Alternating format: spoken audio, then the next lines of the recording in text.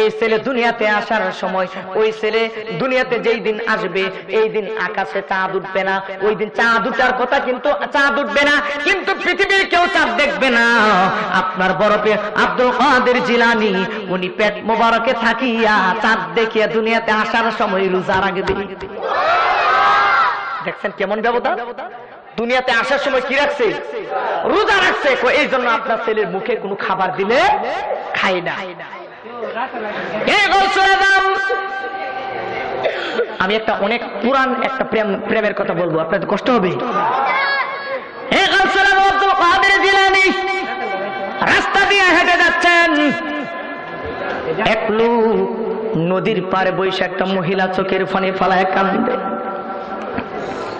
ডাকে দেখো আমার গাউসুল আজম, ডাকে দেয়া কই, ও মা তুমি কেন চোখের পানি ফালায় কান্দো? মহিলাটা ডাক দিয়া কয়, এ তোমার কাছে বইলা লাভ নাই, যিনি আমার স্রষ্টা, যিনি আমার প্রতিপালক, যিনি আমার রব, ওই আল্লাহর কাছে আমি বললাম 12 বছর ধরে আমি এই নদীর থেকে পানি নেই, আর এখানে দাঁড়ায় দাঁড়ায় কান্দি, যিনি আমার স্রষ্টা উনি তো শুনে না তোমায়, তুমি ছোট্ট বাচ্চা, তোমার কাছে বইলা কোনো লাভ নাই। ওই মহিলাটার দিকে আমার গাউসুল আজম আব্দুল কাদের জিলানী ডাক দিয়ে কয়, মা তোমার মনের দুঃখটা আমার কাছে বলো। আমি গাউসুল আজম আব্দুল কাদের জিলানী কথা দিলাম, তোমার মনের দুঃখ পূরণ না করে আমি আব্দুল কাদের জিলানী এখান থেকে সরব না।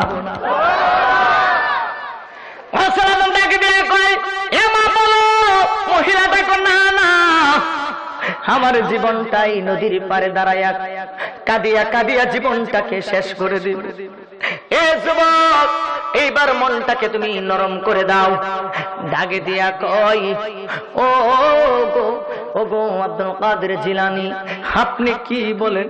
আমি কিন্তু এই নদীর পাড়ে থাকব, আপনি আমার কাছ থেকে কোনো কিছু জানার চেষ্টা করেন না। আমার আব্দুল কাদের জিলানী ডাকে দিয়া কয়, মা গো, আমার তোমার মনের কথাগুলো একবার আমি আব্দুল কাদের জিলানীকে তুমি বলে দেখো। এইবার ওই মহিলাটাকে দিয়া কয়, ও আব্দুল কাদের, আব্দুল কাদের গো, 12 বছর আগে আমার একটা ছেলে ছিল, একটা মাত্র ছেলে ছিল, আমার কোনো স্বামী নাই, আমার স্বামী দুনিয়া থেকে বিদায় হয়ে গেছে, আমার স্বামী দুনিয়াতে বিদায় হয়ে গেছে, আমার একটা মাত্র ছেলে, আমার ছেলেটাকে আমি বিবাহ করাইব। আমার ছেলেটা এই নদী থেকে, এই ঘাট থেকে আমার ছেলেটা বিবাহ করার জন্য আমি 310 জন যাত্রী লইয়া একটা লঞ্চের মাঝে, বা একটা এটা কি জানি নৌকা, নৌকা বা একটা লঞ্চ কিতাবের মাঝে এসেছে এমন যে এই নদীর ঘাটে আইসা, এই নদীর ঘাটে, এই নদীর ঘাট থেকে আমি মা বিদায় দিয়েছি। আজকে 12 বছর হয়ে গেছে গো, আমার সন্তানটা এখনো ফিরে আসে নাই, বজ্রাত্রী গুলো ফিরে আসে নাই, মিষ্টি গুলো গরম গরম মিষ্টি গুলো দিয়া বিদায় করলাম, আমার বড় আমার সন্তান তো এখনো ফিরে আসলো না। এই মাটা ডাকে দিয়া কয়, ও আব্দুল কাদের, ও আব্দুল কাদের গো, তোমার কি কোনো ক্ষমতা আছে নাকি? তুমি একটু সাধনা কইরা দেখবা নাকি আমার সন্তানটা কোথায় আছে? এইবার ওই গাউসুল আজম ছোট্ট বাচ্চা আব্দুল কাদের জিলানী ডাক দেখো, আম্মা আপনি আমার একটু সুযোগ দেন। গাউসুল আজম ওযু করিয়া নদীর পারে একটা সেজদা দিছে, সেজদা দিয়া ডাক দিয়া কয়, আল্লাহ তোমার কাছে জানতে চায়, তোমার আমি এই গদম গোলাম জানতে চাই, এই মহিলাটার সন্তান যে 12 বছর আগে এই নদীর ঘাট থেকে, এই ঘাট থেকে যে আল্লাহ তোমার কাছে ফরিয়াদ জানায়, এই মহিলাটার সন্তানদের 310 জন বরযাত্রী লইয়া এই নদীর ঘাট থেকে যে আল্লাহ বিবাহ করার জন্য গিয়েছিল, আল্লাহ জানতে চায় এই সন্তানটা কোথায় আছে, বরযাত্রীগুলো কোথায় আছে। আল্লাহ গো,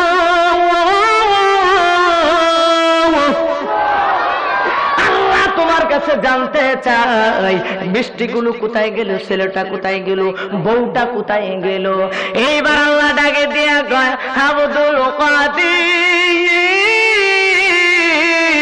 12 বছর আগে এই মহিলাটা বিবাহ করাইয়া তার সন্তানটারে নদী থেকে যখন বিয়া কইরা আসে গো, আসার পথে নদীর মাঝখানে আসার পর এমন একটা তুফান আসছে, এমন একটা ঝড় আসছে, ওই নৌকাটারে ডুবাইয়া 310 জন যাত্রী সহ, ছেলেটা সহ, মিষ্টি সহ, বিবি সহ সকলে মারা গেছে।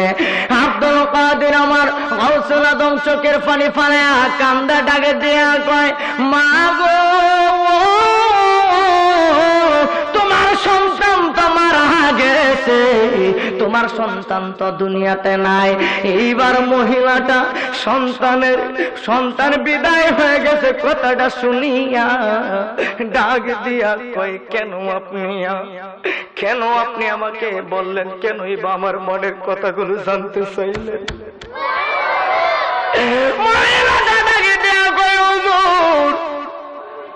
আমার কলিজাটা তো আপনি ভরাইয়া দিচ্ছে। আমার মতো একটা মাত্র সন্তান, 12 বছর অপেক্ষায় ছিলাম, আরো 12 জন্ম অপেক্ষা করতাম আমার সন্তানের জন্য। ও হুজুর গো, কিন্তু আমার সন্তান যে বিদায় হইয়া গেছে, ও হুজুর গো, আমার সন্তান যে বিদায় হয়ে গেছে, এখন তো সন্তানের জন্য আমার কলিজাটা ফাইটা যাইতেছে। এই মা বুকের মাঝে তালা মারে গো, ওই মা জমিনে গইরে গইরা কান্দে। ওরে মায়ের কান্দন যাবত জীবন, আরে 2-4 মার বোনের কান্দনের, আরে ঘরের পরিবারের কান্দন কয়েকদিন পর থাকে না। দুঃখের রোদি আমার জনম দুঃখী মা, গর্ভধারিণী মা, আরে জনম দুঃখিনী মা, দুঃখের রোদি আমার জনম দুঃখী মা। এ যুবক ভাই, তোমার পায়ে দইরা বলে যায়, মাকে কোনোদিন কষ্ট দিও না, বাবাকে কোনোদিন কষ্ট দিও না। মা যে কি জিনিস তুমি জানো না। আজকে মাহফিলটাতে আসার সময় আমি তো আমার মার দর ফসল, হাজার মানুষ আমি বাড়িতে যাইলে আমার দেখতে আসে।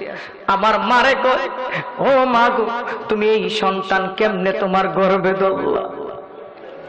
আমার মা, আজকে আমি বিকাল বেলা যখন শুনলাম মাহফিলে আসার সময়, যখন শুনলাম আমার বড় ভাই ফোন দেয়া বলল, আম্মা তো অসুস্থ। আমি ডাকে দেয়া কই, আম্মা যদি এই মুহূর্তে সুস্থ না হয় তাহলে আমি আর কোনোদিন বাড়িতে যাব না, কারণ আমার মা যদি অসুস্থ থাকে আমার মন ভালো থাকে না। এই যুবক ভাই, গত কিছুদিন আগে এক জায়গায় মাহফিলে যাওয়ার পথে আমি আমার আম্মা জানের কাছ থেকে দোয়া চাইলাম, ডাক কইলাম, আম্মা গো, আমার তো মাথা ব্যথা করতেছে, শরীরে জ্বর আসতেছে। আমার সাথে আমার এই ছোট্ট ভাইটা ছিল, ওরা আমাকে বলল যে ভাই শরীরে তো জ্বর আসতেছে, আপনার কেমনে আজকে মাহফিল করবেন? ওরা বলল হুজুর ওষুধ খান। এক লোক বিদেশ থেকে ফোন দা বলছে, হুজুর যেহেতু জ্বর আসতেছে, আপনি অ্যান্টিবায়োটিক ওষুধ খান, তাহলে মাহফিলে যাওয়ার আগে হয়তো ভালো হয়ে যাবে। হঠাৎ করে আমার বিবেকের কাছে কে জানিয়া ঈশা গো, এ তুই যদি সুস্থ হতে চাস, এ তুই যদি শরীরে শক্তি আনতে চাস, তুই যদি মুহূর্তের ভিতরে শক্তি অর্জন করতে চাস, তাহলে তুই একটা কাজ কর, তাড়াতাড়ি তোর মার কাছে ফোন দে, মার কাছে ফোন দিয়া তুই দোয়া চা। দেখবি এই পৃথিবীতে সকল ওষুধ, সকল কবিরাজ পর্যন্ত ফেল হয়ে যায়, একজনের দোয়ার কাছে ফেল হয়ে যায়। সেই ব্যক্তিটা হইল কে গো? আমি যখন মার কাছে বললাম, আম্মা গো, আমার তো জ্বর আসতেছে, মাথা ব্যথা করতেছে, আম্মারে বললাম, আম্মা গো, আমার জন্য একটু দোয়া করেন। আম্মা দোয়া করলো, আম্মা বললো, বাবা তুমি চিন্তা করো না, ভালো হয়ে যাবে। আমি কান থেকে ফোনটা রাখতে দেরি হয়েছে গো, আমার গায়ের মাঝে হাতটা দেখি, আমার গায়ে কোনো জ্বর নাই, মাথা ব্যথা নাই। মায়ের 1-1.5 দুধের দাম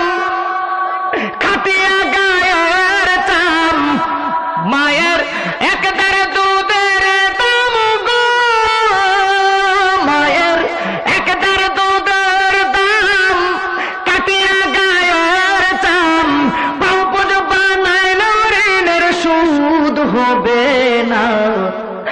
এমন দরদি বাবা কেউ হবে না আমার মা, মা গো। তোমার পায়ের মাঝে হাত থেকে বলে দিয়ে যায়, যদি তুমি জিরে থেকে হিরো হতে চাও ওই মার কদমে থাকিও, মাকে শ্রদ্ধা করিও, মাকে ভালোবাসিও। ও যুবক রে, এ যুবক, তুমি লেখাপড়ার মাঝে তুমি ভালো রেজাল্ট করতে পারো না, এ যুবক তোমার চাকরি হয় না। এ যুবক, আমি বলবো তোমার মায়ের পায়ের হাত, তোমার মায়ের পা ধুইরা তুমি মাপ চাও আর বলো, আম্মা আপনি আমাকে ক্ষমা করে দেন, আমার জন্য জিরো থেকে হিরো হওয়ার একটা দোয়া করে দেন।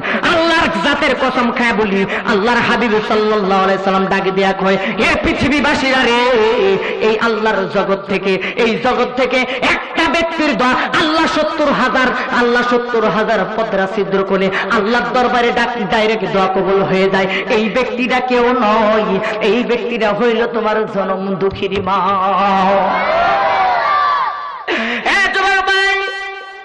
ওই মা কান্না করে গো, আর ডাকে দেয়া কয়, হুজুর কেন আপনি আমার এই কথাটা বললেন? আমি আরো 12 জনম নদীর পারে দাঁড়াইয়া কাটাইয়া দিতাম। আব্দুল কাদের জিলানীর মায়া লেগে গেল, ডাকে দিয়া কই, ও মা গো তুমি কান্না কইরো না, আমি আব্দুল কাদের জিলানী তোমার একটা ব্যবস্থা করে দিতেছি। কি করে দিতেছে? ব্যবস্থা। গাউসুল আজম ডাক দিয়া কয়, মা তুমি এখানে বসে থাকো, আমি যতক্ষণ সেজদা থেকে মাথা না উঠাবো ততক্ষণ তুমি এখান থেকে লড়বা না। গাউসুল আজম একটা সেজদা দিলেন, ডাক দিয়া কয়, আল্লাহ। আল্লাহ ডাক দিয়া কয়, কি আব্দুল কাদের কি? আল্লাহ, এই মহিলার সন্তানটা যে নদীতে গেছিল, আপনার ঘটনাটা এটা অনেক পুরান ঘটনা, কারণ এগুলা বলছে কেন জানেন? এই যে ছোট্ট ছোট্ট বাচ্চারা, ওরা তো শুনে নাই, এদেরকে শোনার, এদেরকে এই ঘটনাগুলো শোনার দরকার, এদের শিকার দরকার, বোঝার দরকার যে আমার বড় পীর কেমন ছিলেন। কথা ঠিক কিনা? ডাক দিয়া কয়, আল্লাহ 12 বছর হয়ে গেছে তুমি তারে লুকায় রাখছো। আল্লাহ ডাক দিয়া কই, কি কই লুকায় রাখছি? মারা গেছে, হায়াত শেষ, সবার হায়াত শেষ, সবাই নিয়ে গেছি। আল্লাহ আমার বড় পীর ডাক দিয়া কয়, আল্লাহ নিয়ে গেছো 12 বছর ধরে, আল্লাহ ফিরত দেন। আল্লাহ ডাক দিয়ে, আব্দুল কাদের তোমার কি মাথা নষ্ট? 12 বছর আগে যে চলে গেছে তাকে কি ফিরত দেওয়া সম্ভব? সে তো পচ্চা মাছে পচ্চা গইলা শেষ হয়ে গেছে, এটা সম্ভব না। আব্দুল কাদের জিলানী ডাক দেয়া কয়, বুঝছি জাগার মধ্যে হাত লাগাইতে হইব, নইলে কাম হইতো না। সুবহানাল্লাহ। বড় পীর ডাক দেয়া কয়, আল্লাহ তুমি আমারে চিনো না, মনের কথা কইলা কইতাম গো, তুমি চিনবা আমারে। আরে জিলানিও পাহাদি দিয়া পাডা আইলা জগতে, আরে জিলানিও পাহাদি দিয়া পাঠা আইলা ধরাতে।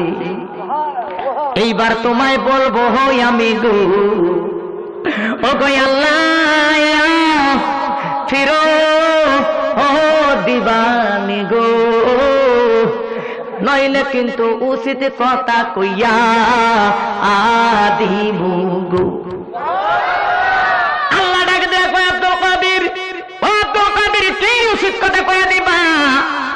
আল্লাহ ডাকে গাউসুল আজম ডাক দিয়া কয়, আল্লাহ জানো না কি উচিত কথা কইয়া দিব? তুমি কেন শুধু শুধু মিথ্যা কথা বলো?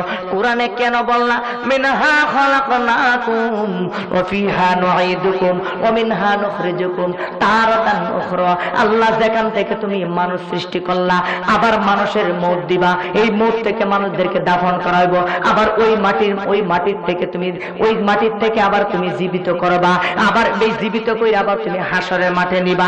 এই কথা দিয়ে ডাইরেক্ট মিথ্যা ঠাড়া মিছা কথা। আল্লাহ ডাক দেখ আব্দুল কাদের তুমি কও কি? তুমি কইছো মানুষ মারা যাইব, তারপরে ওই মানুষটা তুমি জিন্দা করবা। আল্লাহ ওই মানুষ ওই যে জায়গা থেকে যে মাটিতে তারা সৃষ্টি করছো ওই মাটিতে আবার তার দাফন করবা, ওই মাটি থেকে আবার তুমি জীবিত করবা, এখান থেকে জীবিত করে হাসরের ময়দানে বিচার করবা। এই কথাটা তো হুদা মিথ্যা কথা। আল্লাহ ডাক দেয় আব্দুল কাদের মিথ্যা কথা না। আল্লাহ আমি সরকার থেকে উঠে যাইতেছি, আগামী কাল থেকে এলান দিয়ে দিব যে মানুষের কোনো মরণ নাই, কোনো হাসন নাসন নাই, তা হুদা মিথ্যা কথা। আল্লাহ কয় কি রে আব্দুল কাদের কস কি তুই? এটা তো বেজাইল নে। ডাক দেখো ঠিক আছে আমি পারি, সবই পারি। আল্লাহ যদি পারো তাহলে আল্লাহ জিন্দা করে দাও। এত আস্তে সুবহানাল্লাহ। আব্দুল কাদের এটা তো শরীয়তের নিয়ম না। আল্লাহ শরীয়ত বুঝে না। এই মুহূর্তে আমি চাইছি তোমার ক্ষমতায় চাইছি, আমি আব্দুল কাদের জিলানীর ক্ষমতায় তো এখনো তোমার দেখাই নাই। আল্লাহ দিবা কিনা কও? যাও যে ছেলেটা মহিলার ওই ছেলেটারে দিয়ে দিলাম। আগামীকাল ওয়াজ করব, আল্লাহর মাত্র একটু ক্ষমতা, আর কোনো ক্ষমতা নেই।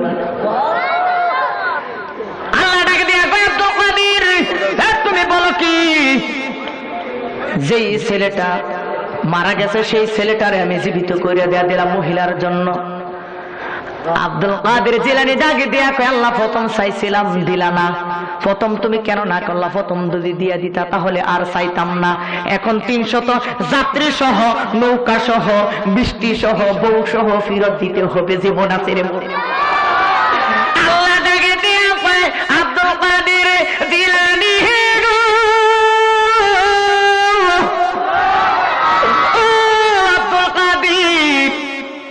তুমি বলো কি সম্ভব না? আবার শেষ জন্মাজে গেলেন, ডাকে দিয়া কয় আল্লাহ দিবা কিনা কও, না দিলে সেটাও আমাকে বলে দাও। আব্দুল কাদের জিলানী যখন এই কথা বললেন, আল্লাহ ডাকে দিয়া কয় যাও যাও, আমি ওই মেয়েটারে যেই ছেলেটা বিবাহ করতে গেছিল তার বউ সহ তারে ফিরত দিলাম। আল্লাহ ডাকে দিয়া কয়, আমার গাউসুল আজম ডাকে দিয়া কয় আল্লাহ দিবা কিনা কও, না হয়তো কিন্তু আরেক সেজদা দিয়া কিন্তু বেজাল লাগাইলাম। এইবার আল্লাহ ডাকে দেয়া কয় ও আব্দুল কাদের যাও যাও, নৌকা সহ ফিরত দিলাম। এইবার আল্লাহ গাউসুল আজম ডাক দেয়া কয় বুঝছি তোমার ক্ষমতা নাই। আবার আল্লাহ ডাকে দেয়া কয় আব্দুল কাদের পাগলামি কইরো না, পাগলামি কইরো না। ও আব্দুল কাদের এইরকম পাগলামি তুমি কইরো না। আল্লাহ আগামী কাল থেকে বলবো আল্লাহ তোমার কিছু ক্ষমতা আছে, 2-3 জনকে তুমি জিন্দা করতে পারবা, তার বেশি তোমার জিন্দা করার ক্ষমতা নাই। আল্লাহ ডাকে দেয়া কয় আব্দুল কাদের